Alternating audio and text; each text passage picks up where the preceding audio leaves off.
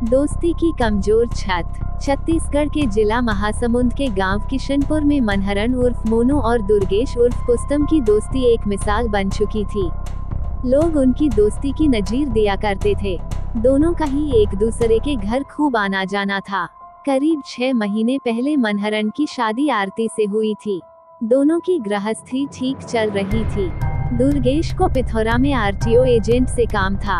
उसने सोचा कि पहले मनहरण के घर जाएगा, वहां से उसे साथ लेकर एजेंट के पास चला जाएगा। यही सोचकर वह सुबह 8 बजे मनहरण के घर चला गया।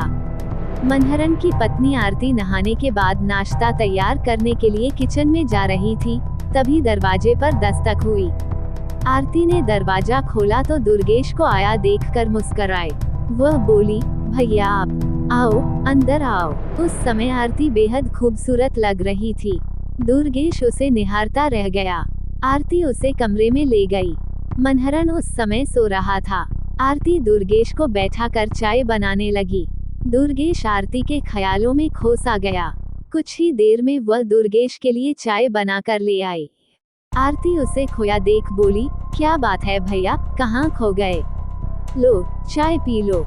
कुछ नहीं भाभी, बस यूं ही। मनहरण कहाँ है, दिखाई नहीं दे रहा? दुर्गेश ने पूछा। अभी सो रहे हैं, मैं उठाती हूँ, कहकर वह पति को जगाने चली गई। दुर्गेश के आने की बात सुनकर मनहरण ने बिस्तर छोड़ दिया। वह दुर्गेश के पास पहुंचकर बोला, अरे यार, तुम बैठो, मैं तुरंत तैयार होता हूँ, बस 5 मिनट में। इस बीच आरती दुर्गेश के पास बैठी बतियाती रही। उस दौरान दुर्गेश उसे चाहत की नजरों से देखता रहा।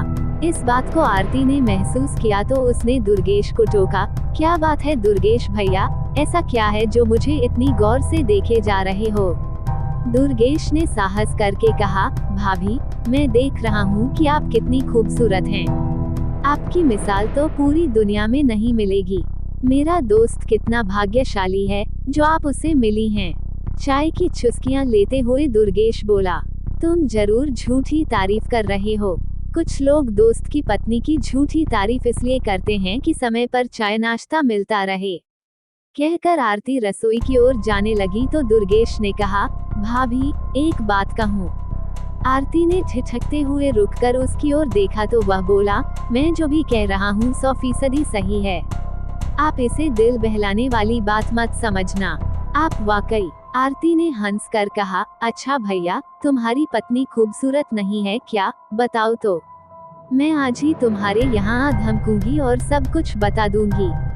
ये सुनकर दुर्गेश ने साहस के साथ कहा, ऐसा है तो आप आज शाम को ही हमारे यहाँ आ जाओ, आपका स्वागत है। और हाँ, मेरी बात सही हुई तो मुझे क्या दोगी? मैं भला तुम्हें क्या दूंगी, मगर मैं इतना जरूर जानती हूँ कि तुम बिलावजह मेरी प्रशंसा कर रहे हो। तुम्हारी पत्नी रेशमा को मैंने देखा है, समझे ना? आरती मुस्कुराते हुए बोली। आरती कमरे से फिर जाने को हुई तो दुर्गेश ने रुकने का अनुरोध किया, लेकिन वो उसकी बातें अनसुनी करके किचन में चली गई। दोस्त की बीवी पर गंदी नजर। थोड़ी देर में मनहरण नहाकर बाहर आया और नाश्ता कर दुर्गेश के साथ चला गया। इसके बाद दुर्गेश किसी न किसी बहाने मनहरण के घर आने जाने लगा। दुर्गेश की आंखों के आगे बस आरती घूमती रहती थी। अब वो उसे पाने के उपाय खोजने लगा था। वो ये भी भूल गया था कि आरती उसके जिगरी दोस्त मनहरण की जीवन संगिनी है। पति की गैरमौजूदगी में भी दुर्गेश आरती से मिलता तो वो उसे पूरा सम्मान देती थी, लेकिन उसकी नजरों की भाषा को समझते हुए वो खुद संयम से रहती थी। एक दिन जब मनहरण घर पर नहीं था तो दुर्गेश धमका और आरती से अधिकारपूर्वक बोला, भाभी, आज मेरे सिर में बड़ा दर्द हो रहा है। मैंने सोचा कि आपके हाथों की चाय पी लूं तो शायद सिर दर्द गायब हो जाए। आरती ने स्वाभाविक रूप से उसका स्वागत किया और कहा, बैठिए, मैं चाय बनाकर लाती हूँ। लेकिन भैया, ये तो बताओ कि मेरी बनाई चाय में ऐसा क्या जादू है जो तुम ठीक हो जाओगे? और हाँ, रेशमा की चाय में ऐसा क्या नहीं है जो तुम्हारा सिरदर्द ठीक नहीं होगा? कहकर आरती हंसने लगी। भाभी, मेरा यह मर्ज आप नहीं समझोगी। वह बोला, क्यों नहीं समझूंगी? मुझे समझाओ, मैं कोशिश करूंगी। आरती ने भोलेपन से कहा। भाभी, एक गाना है न, तुम ही ने दर्द दिया है, तुम ही दवा देना, तो यह समझो कि दर्द तुम्हारा ही दिया हुआ है, इसलिए ये तुम्हारी ही दवाई से ठीक भी होगा, इसलिए जल्द से चाय बनाकर पिला दो। आरती समझ रही थी कि दुर्गेश कुछ ज्यादा ही बहकने लगा है, इसलिए एक दिन उसने पति को दुर्गेश की हरकतों का हवाला देते हुए सारी बातें विस्तार से बता दी।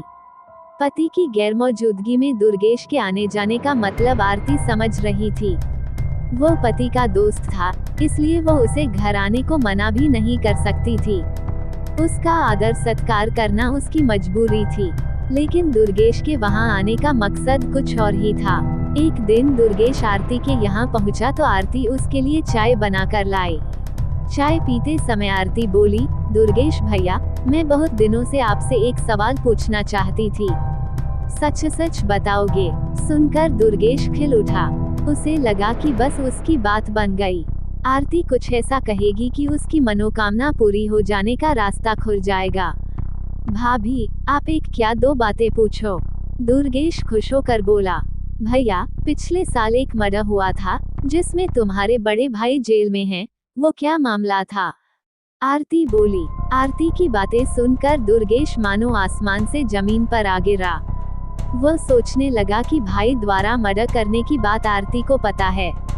उसने तत्काल बातों को घुमाया और कहने लगा, कुछ नहीं भाभी, मेरे भैया को झूठा फंसाया गया था। भैया तो देवता समान आदमी हैं, वे भला किसी का मर्डर क्यों करेंगे? मैं तुमको सब कुछ बता दूंगा कि सच्चाई क्या है, मगर फिर किसी दिन, दुर्गेश ने आरती की आंखों में डूबते हुए कहा।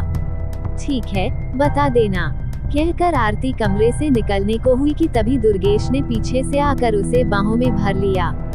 आरती ने किसी तरह उसके चंगुल से छूटकर कहा, दुर्गेश भैया, ये तुम क्या कर रहे हो? शर्म आनी चाहिए तुम्हें। मैं तुम्हें जो सम्मान देती हूँ, उसका तुम ये सिला दे रहे हो। अपनी मर्यादा में रहो, आइंदा अगर तुमने ऐसी हरकत की तो अच्छा नहीं होगा। इसी बीच मनहरण भी आ गया। उसने पत्नी की सारी बातें सुन ली थी, लेकिन अपने हाव भाव से उसने यह बात दुर्गेश को महसूस नहीं होने दी।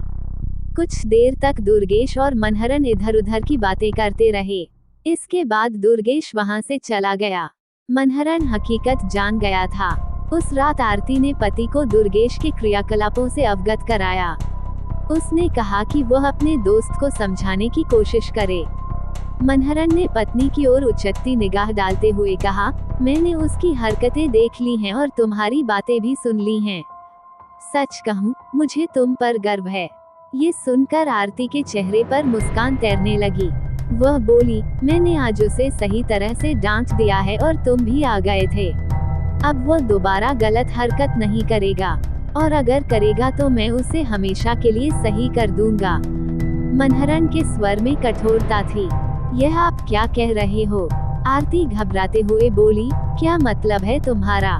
कुछ नहीं, मैं उसे अच्छी तरह समझा दूंगा। वह सोचता है कि उसके भाई फूल सिंह ने 4 मर्डर किए हैं तो उसकी वजह से मैं डर जाऊंगा। वह बेवकूफ है। फूल सिंह अपनी करनी का फल जेल में भोग रहा है, देखना ये भी भोगेगा। वह गुस्से में बोला, देखो जी, वो तुम्हारा दोस्त है, उसे प्रेम से समझाकर मामला खत्म करना है। हमें बात का बतंगड़ नहीं बनाना है, समझे? वादा करो मुझसे, आरती ने कहा। ठीक है, चलो अब सो जाओ, मुझे नींद आ रही है, कहकर मनहरण ने करवट बदलकर सोने का अभिनय किया। मगर सच तो ये था कि उसकी आंखों की नींद उड़ चुकी थी। 7 सितंबर 2019 की शाम को जब मनहरण और दुर्गेश मिले तो दोनों एकदम सामान्य थे, ऐसे जैसे उनके बीच कुछ हुआ ही न हो। मनहरण ने कहा, यार, मैंने देशी माल बनवाया है। मनहरण दुर्गेश को किशनपुर के पास स्थित गांव रामपुर ले गया, जहां मनहरण के लिए पहले से ही देशी शराब तैयार थी। उसे लेकर दोनों कटरा नाले के पास बैठ गए। उसी समय दुर्गेश का एक दोस्त सूरज वहां आ टपका। तीनों ने एक साथ शराब पीनी शुरू की। मनहरण ने उस दिन पहले से ही मन एक योजना बना ली थी। उसी के तहत उसने खुद कम शराब पी, दुर्गेश और सूरज को ज्यादा पिलाता चला गया। जब दोनों मदहोश हुए तो अपने अपने घर जाने को तैयार हो गए, मगर दुर्गेश और सूरज ने इतनी ज्यादा पी ली थी कि दोनों के पैर लड़खड़ाने लगे। सूरज अभी 16 साल का ही था। वह चलते चलते साइकिल सहित सड़क पर गिर गया। उधर मनहरन दोनों की गतिविधियों पर नजर रखे हुए था। जब दुर्गेश पर शराब का नशा चढ़ा तो वह भी एक खेत के पास गिर गया। शराब पिलाकर मार डाला। मनहरन इसी मौके की तलाश में था। वह दुर्गेश के पास बैठा सोचता रहा कि आखिर सोची समझी योजना को मूर्त रूप कैसे दिया जाए। तभी दुर्गेश को हल्का होश सा आने लगा तो वह उठ बैठा। तुम तो शेर हो यार, तुम ढेर कैसे हो गए? मनहरन ने व्यंग्य बुझा तीर चलाया। नहीं, मैं ठीक हूँ। चलो, दुर्गेश बोला। कहाँ जाओगे? पहले मेरी बात तो सुन लो। तुम कमीने हो, नीच आदमी हो। तुमने मेरी बीवी का हाथ पकड़कर उसे छेड़ा। तुमसे मुझे ऐसी उम्मीद नहीं थी। मनहरन गुस्से में कहता चला गया, मैंने बहुत बर्दाश्त किया, लेकिन तुम दोस्ती के लायक नहीं निकले। दुर्गेश पर ज्यादा नशा सवार था। नशे में मनहरन की ओर देखकर बोला, यार, तू इतनी छोटी सी बात पर गुस्सा हो रहा है। दोस्ती में ये सब तो चलता है भाई। एक रोटी को मिल बांट कर खाना चाहिए। मनहरन को गुस्सा आ गया। वह बोला, तुम नीच सोच के आदमी निकले, इसलिए आज मैं तुम्हें मौत की सजा दूंगा। और सुनो, बोलकर मार रहा हूँ। ये कहकर मनहरन दुर्गेश पर टूट पड़ा और उसे लात घूंसों से मारता रहा। शराब के नशे में दुर्गेश विरोध भी नहीं कर सका। मनहरन ने लस्तपस्त पड़े दुर्गेश को अंततः गला दबाकर मार डाला और गालियां देते हुए अपने घर चला गया। जब रात को दुर्गेश घर नहीं पहुंचा, तो उसके घर वालों को चिंता हुई। पिता कन्हैया यादव उसे ढूंढने निकले। सुबह जब उनकी मुलाकात मनहरन से हुई तो मनहरन ने दुर्गेश से कई दिनों से मुलाकात न होने की बात कही। 8 सितंबर तक दुर्गेश का कहीं पता नहीं चला। परिवार के लोग ये सोचते रहे कि दुर्गेश कहीं बाहर तो नहीं चला गया, मगर 9 सितंबर को सुबह रामपुर गांव का तीरथराम जब अपने खेत पर पहुंचा तो वहां एक आदमी की लाश पड़ी देख उसके होश उड़ गए। उसने कोटवार चौकीदार समयलाल और सरपंच को घटना की जानकारी दी। कोटवार ने पिथौरा के थाना प्रभारी दीपेश जायसवाल को घटना की सूचना मिली तो वह घटनास्थल पर पहुंच गए। वहां मौजूद लोगों ने मृतक की शिनाख्त दुर्गेश उर्फ पुस्तम के रूप में की। थाना प्रभारी ने जरूरी कार्रवाई करके लाश पोस्टमार्टम के लिए भेज दी। जांच अधिकारी दीपेश जायसवाल को जानकारी मिली कि दुर्गेश मनहरन का जिगरी दोस्त था। पुलिस ने मनहरन को ये सोचकर पूछताछ के लिए थाने बुलाया कि शायद उससे हत्यारे के बारे में कोई सुराग मिल जाए, लेकिन मनहरन ने इस मामले से पल्ला झाड़ लिया। तभी पुलिस सूरज को हिरासत में लेकर थाने लौट आई।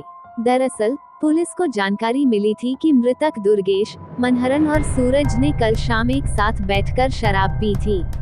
सूरज को आया देखकर मनहरन समझ गया कि अब उसका झूठ नहीं चल सकता, इसलिए वह टूट गया। मनहरन ने पुलिस के सामने स्वीकार कर लिया कि पत्नी आरती के साथ छेड़छाड़ की वजह से उसने अपने दोस्त दुर्गेश की हत्या की थी। उससे पूछताछ के बाद पुलिस ने मनहरन उर्फ मोनू को दुर्गेश उर्फ पुस्तम की हत्या के आरोप में गिरफ्तार कर न्यायालय में पेश किया, जहां से उसे जेल भेज दिया गया, जबकि सूरज को बेकसूर पाए जाने पर थाने से घर भेज दिया। दोस्ती एक ऐसा रिश्ता है जो कभी भी सगे भाई से भी बेहतर साबित होता है, लेकिन जब ये रिश्ता वासना में होकर दोस्त की पत्नी का दामन छूने लगे तो अंजाम भयानक ही होता है। अगर समाज में आपको रिश्ते बनाए रखने हैं तो रिश्तों की मर्यादा को समझिए और उनका सम्मान बनाए रखिए।